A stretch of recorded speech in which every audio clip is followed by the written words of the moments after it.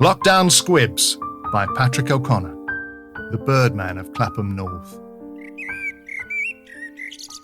There's this blackbird that's a regular visitor now. Every day I'll put something out for him. He taps on the window if I don't. Spike, I call him. You call him Spike? Yeah. When I was married, we'd have bird feeders all over the place. When I had a garden. When I was a nipper, Mum taught me all the types, all the names. I was shift manager of a small factory making cardboard boxes. I had chronic bronchitis, but I still put in 40 hours a week.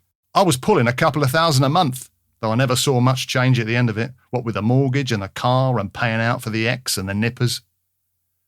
Then lockdown happened. I had a call from the surgery to say that I had to isolate for 3 months. My employer's a good man. He organised furloughs and he even gave me stuff to do on the computer. But the orders fell off. Why did they fall off? The plant was too big. Horrendous overheads. So after 6 weeks, he calls up and says, "There's just not enough to do, Dave. I'm going to have to let you go." He's off again. Nice, simple life, eh? Getting food for himself and the chicks. Warning other birds off his patch. No bloody forms to fill in.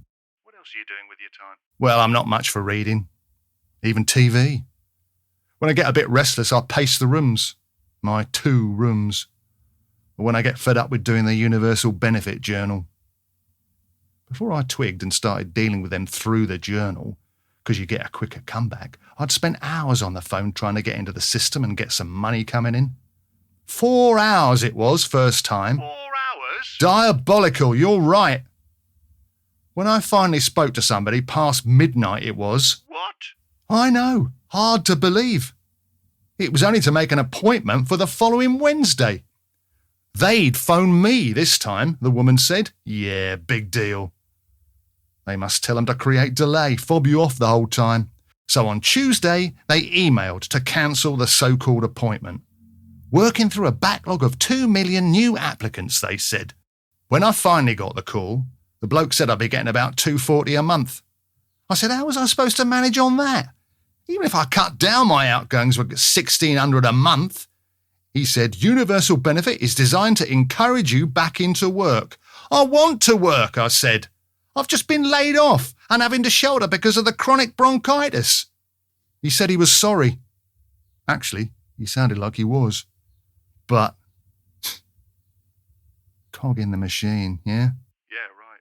I'm ashamed to admit I actually felt sorry for myself at that moment. It's like a bad dream. How am I going to get through this nightmare system? I don't know if I've got the strength or the patience. Next thing you know, I'm on the streets. I'd have ended it by now. Nearly did. Twice. But I couldn't do it to Mum. Especially not now the state she's in. Anyway, appreciate the call. Must go. Spike's back again, the little beggar.